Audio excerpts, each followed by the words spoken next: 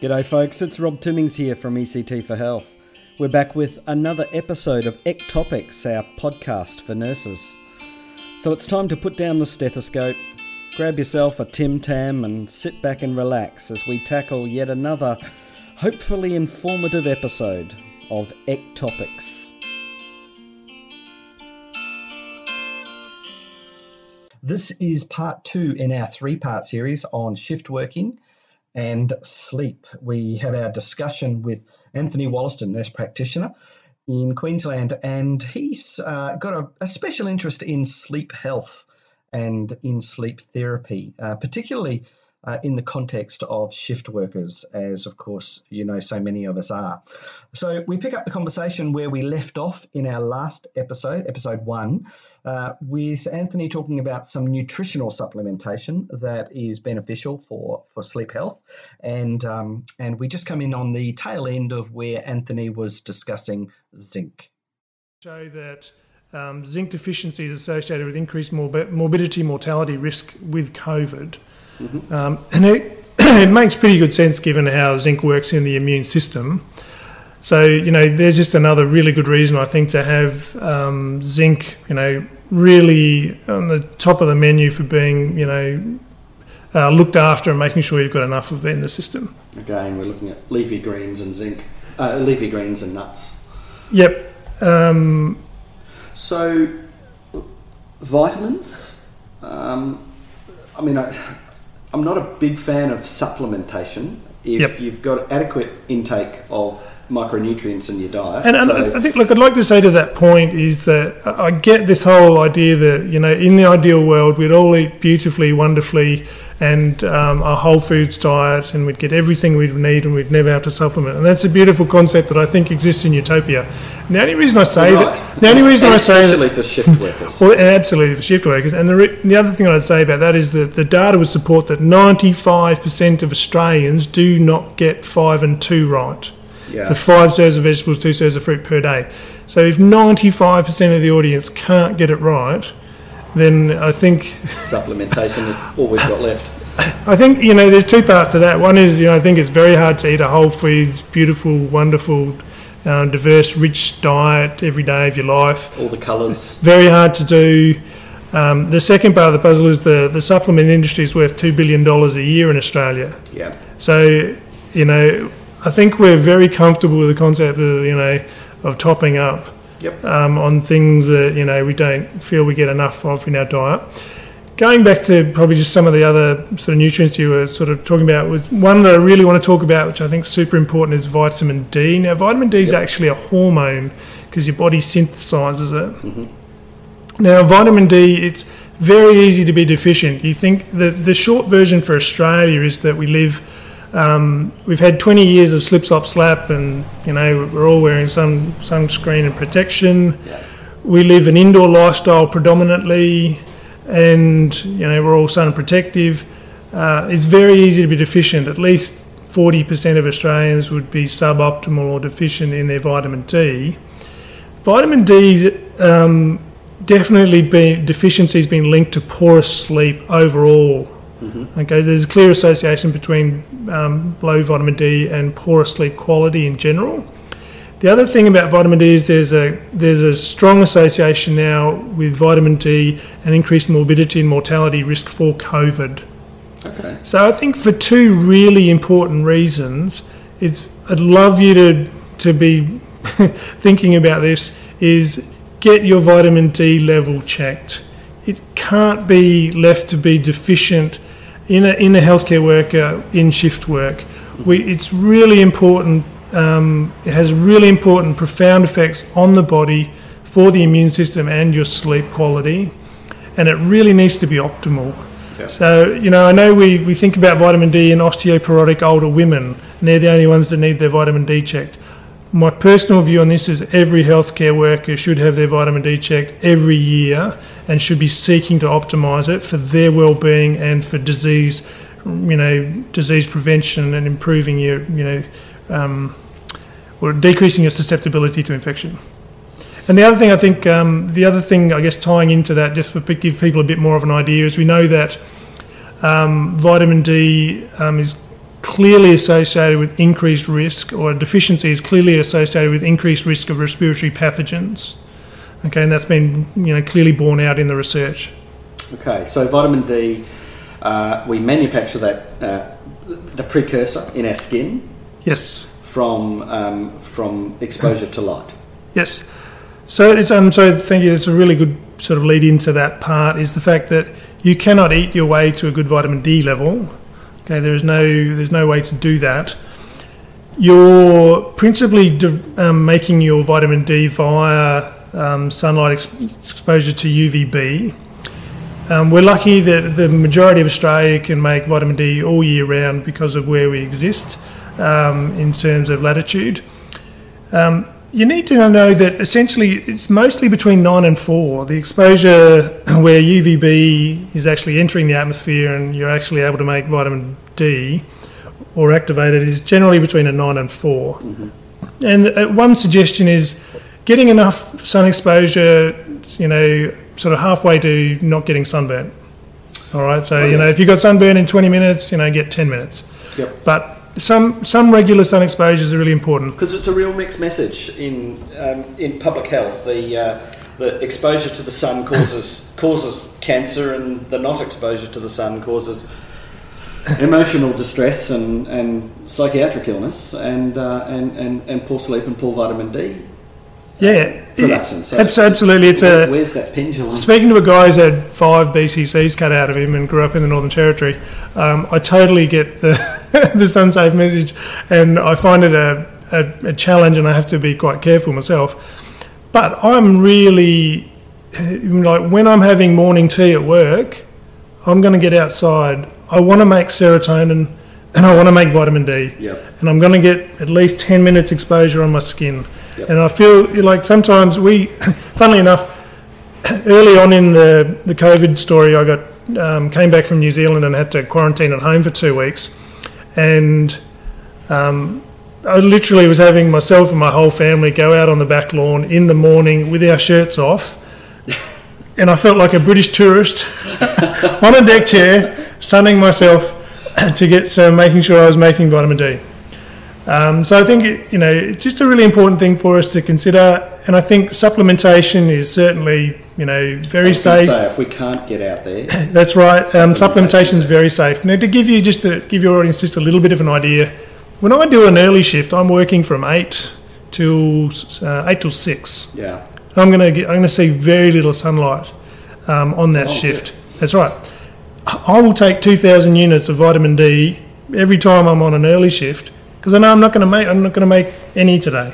Yep. I mean, I'm going to go outside for my morning tea. Yep. But I'm clearly going to supplement on those days where I'm getting no sun exposure or very limited.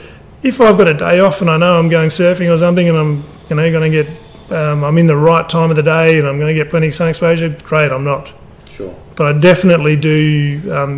Depending on my lifestyle choices and how the day's panning out, I'll choose to supplement. What about napping? Having that nana nap, do you squeeze those in? I love the nana nap, Rob. I've always been a fan of the afternoon siesta. I think the literature really supports the fact that it has great utility in the shift worker. So the literature would say that it's clearly beneficial. The issue around napping is timing and duration. So they call it strategic napping. Mm-hmm. And it's a path to increasing the overall content or the overall amount of sleep a person can get. So if I got 5 today plus 20 here and there, I'm still increasing the total amount of sleep that I'm hopefully capable of in the 24-hour period. So it's a way of getting a bit of extra sleep.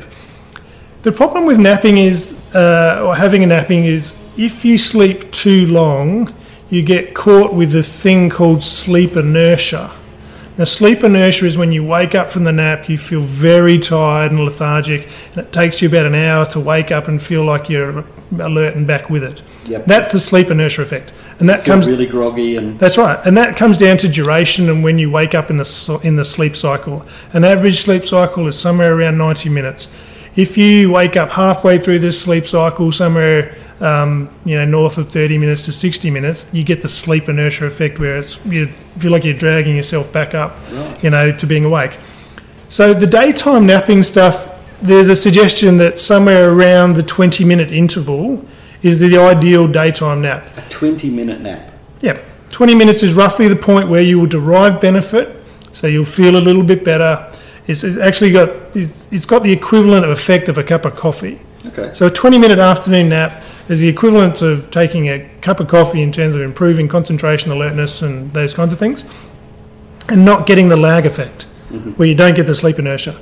Now, there was one study, I only found one study which has been specifically done relating to the nap timing overnight, and that they examined an interval of 10 minutes versus 30 minutes, and the 30-minute people certainly started getting the sleep inertia effect. In people doing a night shift? In people doing a night shift. Who have a sleep through their break, is that what you mean? Or who've actually had a nap overnight. So remember, I talked about 20 minutes roughly being the daytime napping thing. Sure. Not many people have done the same working out of timing as is that equivalent to being overnight? I want you to say that there's 1,000 papers that all suggest that we should all have a sleep during our break on night shift. So I would say that the evidence is very clear that strategic napping on nights is beneficial and helpful. You just need to understand timing and duration. So this study took the timing at 10 minutes and 30 minutes. The people who had 30 felt some benefit, but they had the sleep inertia problem. The people that slept for 10 minutes on their break during the night found some benefit, but had no sleep inertia. My suspicion for people is, and I would have loved them if they'd actually done 20 minutes as the time interval and not 10 versus 30. But I think, definitely somewhere between 10 and 20 minutes, you will find an advantage where you'll get, you feel a little less tired and a little bit more awake and so forth, and not get the sleep inertia effect. I think people just need to find where that happy balance is for them. Spot for them. There'll be a sweet spot. It'll be somewhere between 10 and 20 minutes, I suspect, similar for daytime, and don't go too long.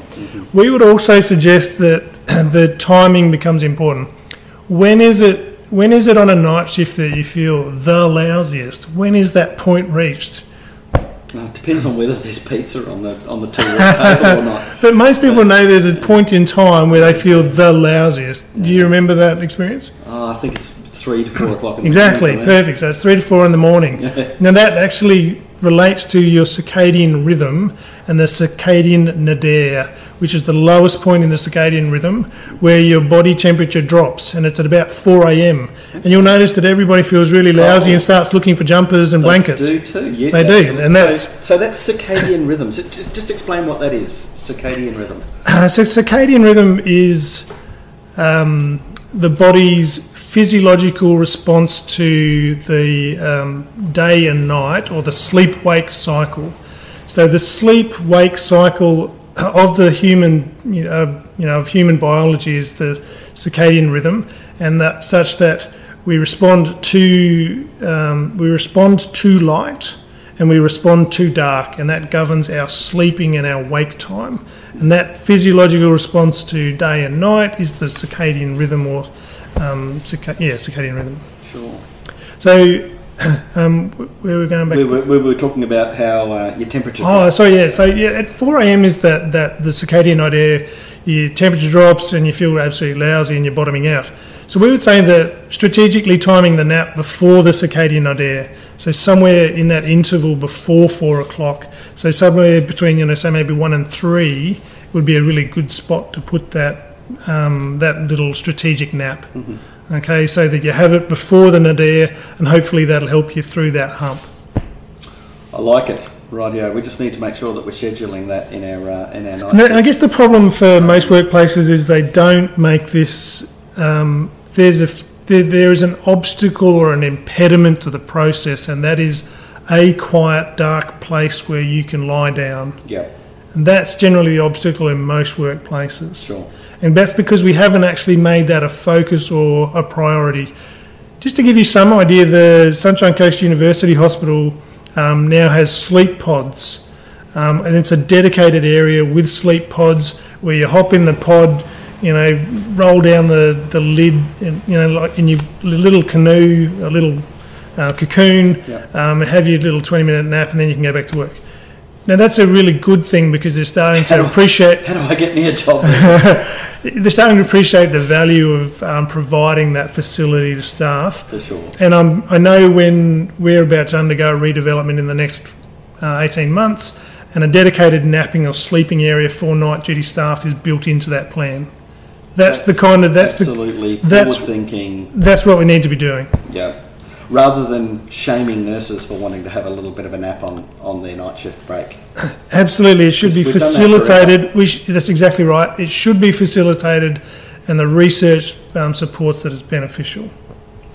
That's fabulous. So you keep coming back to this concept of a cold, dark, quiet room, and intuitively we know that we can all sleep better when it's colder, when it's darker, and when it's quieter.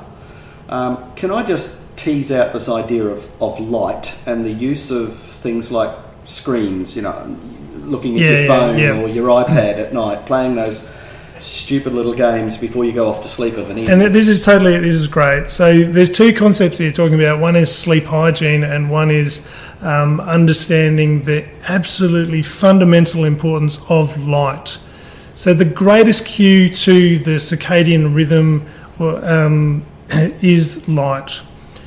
Now, we really need to understand light in terms of your ability to manipulate light now. So we've got a number of mechanisms. One is that we know light drives the system. We know that in a modern society, in a modern life with indoor lifestyles, with bright lighting systems, there is that light exposure in a normal domestic dwelling now has a significant impact on circadian rhythm. Mm-hmm. So there was a really great Australian study that showed that, well, they call it light pollution, so that the average household light in the evening has the ability in the study population to suppress their endogenous melatonin production by 50%. So that switching on of melatonin to get you ready for sleep. That's right. It's suppressed by 50% by your bright indoor light in an average home. So that's massive. So we need to understand that light is massively impacting your endogenous melatonin production, and that especially in the evenings, that bright light is suppressing melatonin. We know the opposite is true, that if you take someone and you put a set of blue light blocking sunglasses, which are specially filtering out blue light, the blue light spectrum of white light, that if you wear those blue light blocking sunglasses for 3 hours in your evening, that the opposite effect is also true, that they have up to a 50% increase in their melatonin production as a consequence of wearing those sunglasses or wearing those specific light blocking glasses. So of an evening, a lot of people like to sit, as I say, in front of their screens. They'll sit and watch their Netflix or their TV show. Yes, or absolutely. Look at their phones. And some of our devices now actually have a sleep mode, a mode that sort of alters the colour hue. Yep. Is that woo-woo, or is that all legitimate? Totally legitimate. So I think most manufacturers, are becoming really aware of this, is the fact that the most stimulatory aspect of the light, the spectrum, is blue light. Blue light. Yeah. That's the part of early bright light in the morning that's stimulating your brain and your serotonin production and keeping you awake and bright and happy and alert. Now, you're getting that out of your devices. Now, if you're at home with the lights on watching your screens, you're getting a lot of blue light exposure, and that's suppressing your melatonin. You can do multiple things that are useful, like you suggest, which is you've got a screen shift mode in your phone. Yep. So it's set up like mine, that every time the sun sets, it switches to making sure there's less blue light coming out of my device. Sure. Harder to get out of a telly. You can definitely do the same screen shift mode in Windows, in your PC. Apple does it as well. So I've got the work computers set up in my work area that as soon as the sun goes down, it switches into night shift mode, and it's a much orangier, darker kind of screen. Sure. Equally, if you want to wear blue blocking sunglasses or glasses, you can wear. So if you want to Netflix and chill all evening and binge watch Game of Thrones season 8 or whatever, you can offset some of that exposure by dropping the lights in the room and wearing a blue blocking device set of glasses. Sure. Okay. So, and I probably should. Sort of blends into a discussion about light therapy. Can we use light manipulation therapeutically to aid in sleep? Absolutely. So the beautiful thing is now is there are multiple consumer wellness devices on the market that therapeutically deliver bright blue light, and you can strategically time your application of that bright blue light to your advantage. So we know that if you go outside and bright light in the morning, you're getting lovely blue light exposure. Yep. And it's promoting that wakefulness response. Us, the shift worker, are missing out on that exposure to that light at strategic times in the day by virtue of our shift work. You can now get a consumer device that will actually give you a therapeutic dose of 30 minutes of bright blue light exposure, equivalent to about an hour and a half of bright morning sunlight, and you can pop that on, walk around while it's doing it. And strategically, you can now time that to when you need it. So we're suggesting that, I'm suggesting that you can, for $300, you can buy one of these devices. I could give myself an exposure pre-night shift. Like, just assume I've slept all day. I've missed all of I've missed most of the sun, especially the early morning sun, when you get the most amount of blue light. I could, let's say I wake up in the late afternoon. I can now give myself a therapeutic dose of blue light exposure. Equally, before the circadian nadir on your night shift, again, you could strategically give yourself a bright blue light exposure with these glasses. So about 3 o'clock in the morning. That's right. Slip on these glasses. I'm suggesting you could strategically nap, pop on the glasses, get some therapeutic blue light, get a significant improvement in wakefulness, concentration, and alertness to get you over the circadian nadir to get you home. And equally, on the last night of, say, when you on your last day sleep, is again, you've missed the morning sun, wake up and you can give yourself an exposure of bright blue light. And these are easy, achievable ways of manipulating light. So you can now block the blue light when you don't want it, coming into sleep. And you can also give yourself blue light exposure when you need to promote a wakefulness response. So this is the beautiful part about now really understanding light and how to manipulate it. It's complex, but it's so interesting. There is one of the devices. I'm picturing people putting on, glasses to wake up and putting on glasses to go to sleep, and that's. I'm not tied to any companies. I have no disclosures of interests of note. Don't have shares. I don't have shares in anybody's companies. I've got nothing. Right, I'm not making a cent on anything. There is a particular device, the ProPeak glasses, consumer device glasses. They're $300. Comes with an app. You can program your shifts into the app, and it'll tell you. It'll give you try and guide you onto when you should expose yourself and when you shouldn't. So that can be helpful.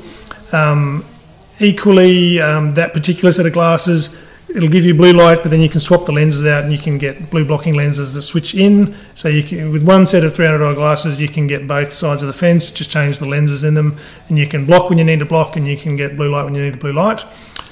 So they, I think, a pretty. Once we're off here, I'll get some details on that and have the links available should anybody reach out to us and they're interested. Yep. So Anthony, just sort of help pull this together for me. I'm heading home. I've done 4 nights, and I'm heading home. It's my last night. To get the best sleep that I can, so I can get on with my days off. Yeah. Our recommendation, or my recommendation for the last night is, I would love people to exit the building with their sunglasses on, because we need to. You're leaving work into the light.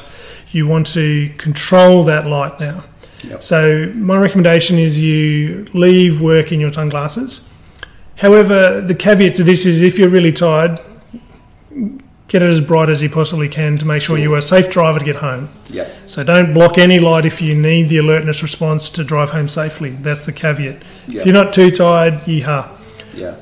Leave the building in sunglasses. The recommendation is not to use blue light blocking glasses because, for argument's sake, the ones in the appropriate glasses block 98% of blue light, and the company, the manufacturer, is actually worried you're at greater risk of falling asleep at the wheel, so they're not recommending that.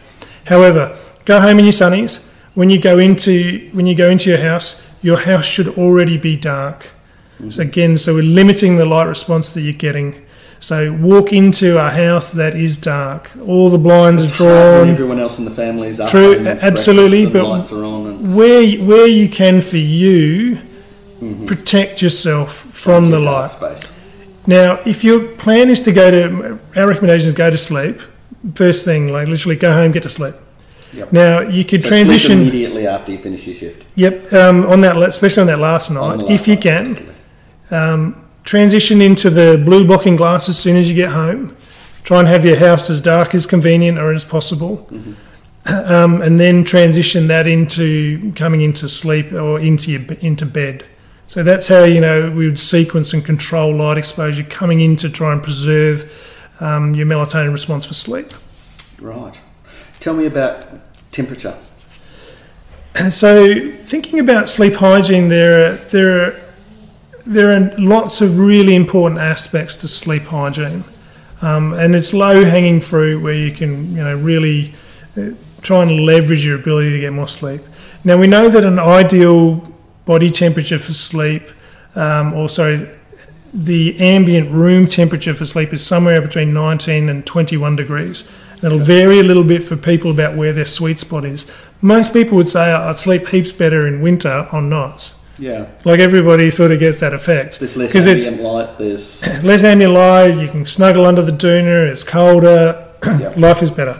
So there is a bit of an optimal temperature, and being really hot can actually disrupt sleep. And having an optimal temperature is great. So if you've got the luxury of an air conditioner, fantastic. And trying to control that environmental temperature for you is important. There is another device, again, not associated with this company, no kickbacks to me, called the Oola.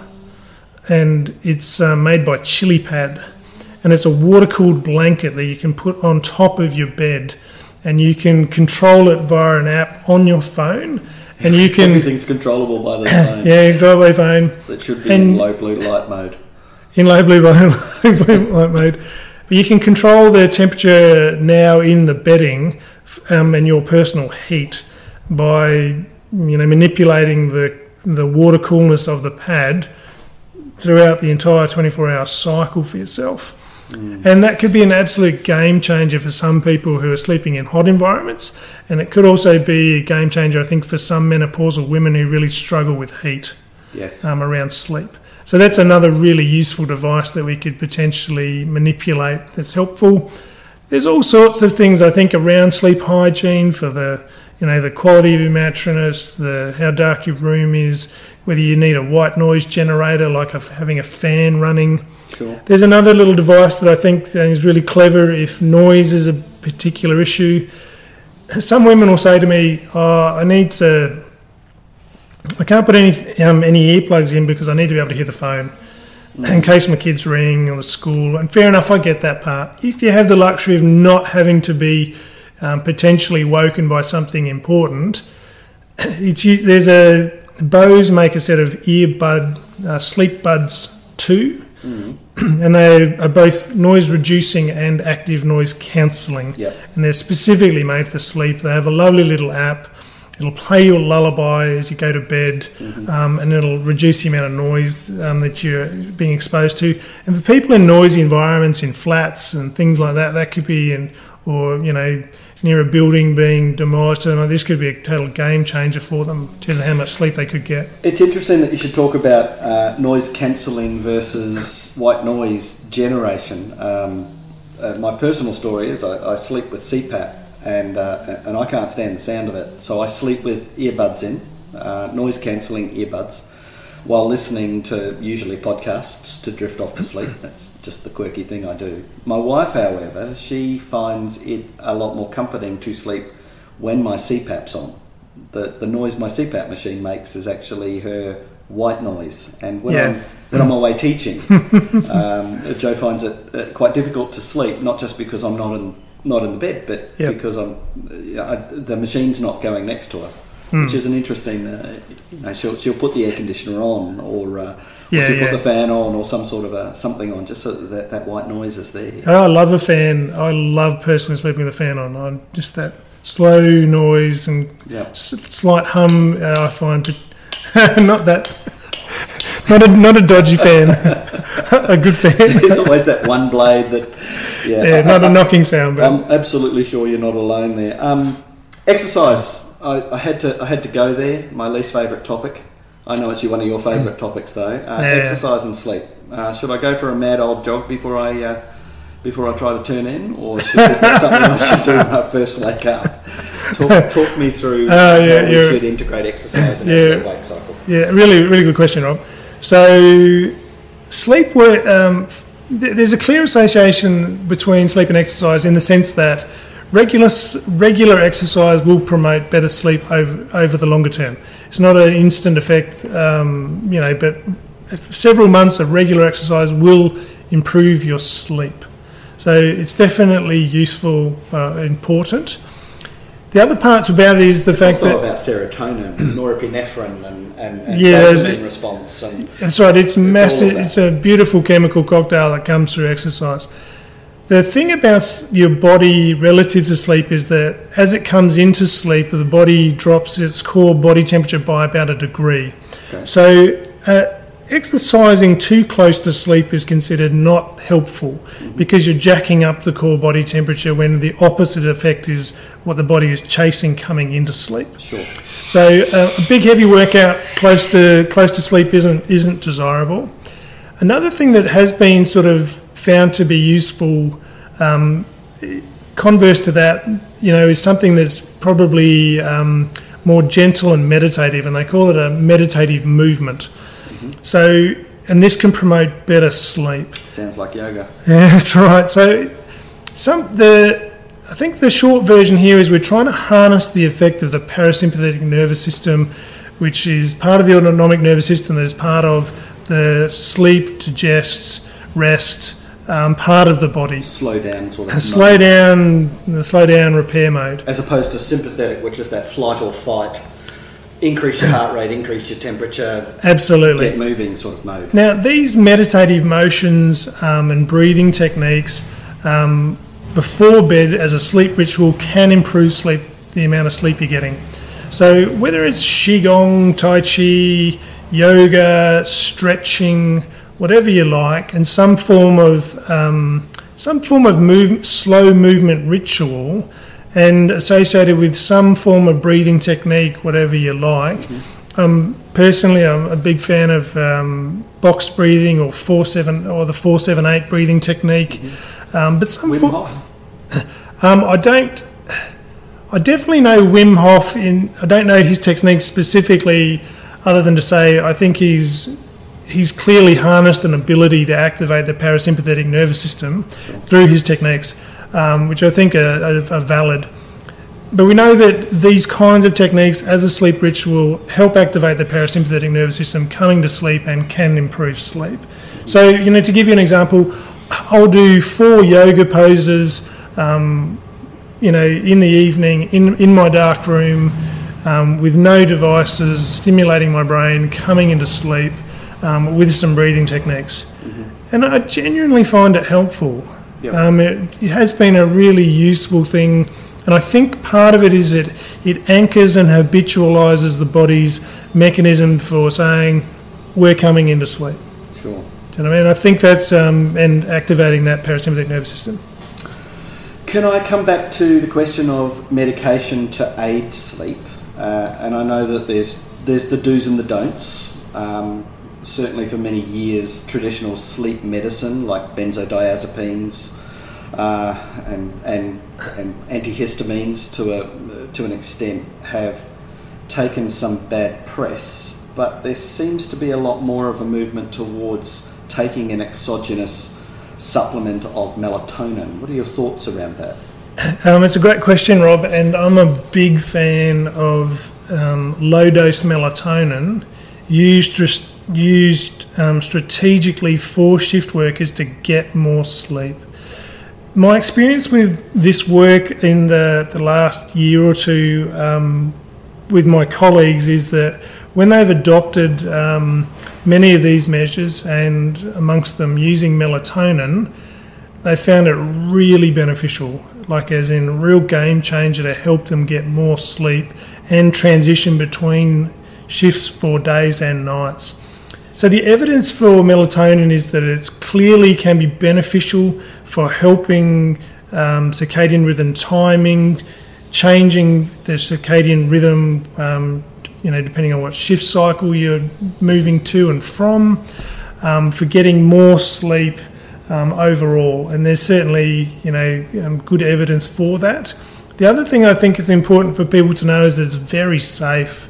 Yeah. The TGA... It's not a sedative, is it? No. So the TGA recognised that low-dose melatonin is very safe in both short and long-term duration studies. I'm aware of, people that have taken some studies where people have used even very, very high dosing regimes of 200 milligrams used That's crazy. every night for 3 months, stopping cold turkey and having no issues. I'm not suggesting you take that would be hard to achieve. Low-dose melatonin is somewhere in the order of 1 to 3 milligrams. Sure. In Australia, up until very recently, you could not buy an over-the-counter melatonin product other than via a script through your GP. That's recently changed where you can, I believe, if you're over the age of 50, you can have access over-the-counter to a 1 milligram melatonin product. Okay. So I believe that's recently become available. From my perspective, Europe and America have over-the-counter melatonin and don't have it nearly as restrictive as Australia does. They have no big issue with it. So you can buy these products, if you go to a reputable source. In America and Europe, you can certainly obtain these products online. But they are now available in Australia. But you now can buy a 1 milligram over-the-counter product. And there's probably not too many GPs that would turn their nose up at a request for a low-dose melatonin prescription item. I don't think so. I don't think you'd have any troubles as a shift worker with sleep disruption with that kind of request. So I think melatonin. I think the issue for us with shift work is that we are missing out on. We're artificially, by virtue of the nature of shift work, missing out on some of the endogenous melatonin response that your body would normally be producing because of the way we've set up the shift works. It makes, to my mind, it makes perfect sense to supplement exogenously to manipulate the use of melatonin for the purposes of gaining more sleep, because we're missing out on some of that response by virtue of shift work. To me, it makes perfect logical sense. Yeah. The other thing to know about melatonin is melatonin has profound effects on the body. It's not just your sleep hormone. It has significant impacts system-wide and immunomodulatory effects. It's very, very valuable, and the body really likes it. So I think it's a great thing for us to consider manipulating and using to our benefit for the body and for augmenting the total amount of sleep we can achieve. So I'm hearing from you: manipulate my light, eat more dark chocolate, and consider a melatonin product. I'm a big fan of using melatonin. I guess, thank you for raising that. It sort of brings me back to you said dark chocolate. I love dark chocolate. The only problem with dark chocolate is that it's actually quite surprisingly high in caffeine. So tell us about caffeine. Because it definitely was on my list. Yeah, so caffeine's really important. So I think for people, they just need to understand there's a two-edged sword with caffeine. Yes. Habitualised chronic use of caffeine is detrimental to sleep quality. Now you're describing 90% of nurses. Yeah, so what you really need to understand is this belief that I can have 5 to 6 cups of coffee a day, and I can have one right before sleep, and it's not harming my sleep is absolutely false. We know that habitual. You know, people are adamant that they can have they can sleep 5 o'clock after. That might be. They can have their have your coffee at 8 o'clock at night and still sleep. I'm not saying you can't sleep. What I'm saying is the evidence is very clear that the sleep quality you get is poor. Okay. So it's clearly detrimental to sleep quality. The other thing, that there was a recent nutritional study that came out literally only very recently, which said that there's an increased dementia risk associated with habitualised chronic overconsumption of caffeine. So it's not really good for your brain, it's not really good for your sleep. You're taking all the good things away. What I'm suggesting is people need to understand a few basic concepts about it. One is it's got a half-life of 6 hours. If I have a cup of coffee at 8 a.m. this morning, roughly 60 to 120. So at 8 p.m. tonight, I'm still getting rid of. That's right. I'm still getting rid of 25% of that coffee. Okay. Yes. So my suggestion for people is, given that there will be people out there who are hypermetabolizers who will get through more coffee quicker than others, but just broadly speaking, if you're intending to sleep inside the next 8 hours, don't have a cup of coffee. Sure. All right. Or a strong tea, or a lot of chocolate. Coffee or tea or a lot of chocolate, whichever where you get it from. If you're, say, for argument's sake, if I'm finishing and if I'm doing day shift, my personal thing is I've got a curfew of I don't have more than 2 cups of coffee a day, and I don't have anything after 1 p.m. Sure. If I'm intending to sleep at 9 p.m. that night. And I'd say there's the same for people who are on night duty. Try not to have coffee after 1 a.m. if your intention is to go home to sleep at 8 a.m. Mm-hmm. Okay, so just as to give you a rough curfew. So we're not just picking on coffee here. I guess it needs to be stated that for the non-coffee drinkers, we're talking about things like Diet Coke or Coke. Oh, absolutely, yeah. Coke in various forms. Any of the cola. All of the teas. I'm not picking on Coke, but Yeah, absolutely. Just talking about the sugar-free or otherwise. And the other thing I want to say is that caffeine is clearly useful and can be used strategically pre-shift. So if you're not habitualised, not chronically overloading, and you're using it strategically, absolutely before you go on to your night shift, preloading with a coffee at 1 to 4 milligrams per kilogram is totally valid as a way of being more alert and awake. What's that caffeine dose? Between 1 and 4 milligrams per kilogram as a caffeine load pre-night shift. Okay, so it's totally valid. That triple shot latte that you're having is probably a little overdoing. Well, to give you a bit of an idea, I'm 80 kilos. 2 milligrams per kilogram would be 160 milligrams. One espresso coffee is about 150. Okay. To give you a bit of an idea. Yep. So one espresso coffee shot, coming into my night duty is a valid pre-shift caffeine load. Fair enough. And if you just for fun, because we're having fun, there's a thing called the coffee nap, I've tried this and it's absolutely wonderful. Now the caffeine has about a 30-minute onset time of action, right, before it sort of kicks into the system and works. So this fits in beautifully with a nap. So in the afternoon, right? So a nap has been proven to be as good as a cup of coffee. Right. Now, in the afternoon between 2 and 4 is the best time for an RV nap. If you have a 20-minute nap, wake up. Have your coffee, have your cup of coffee, have your 20-minute nap. The coffee's working as you wake up. And then you are ready to charge.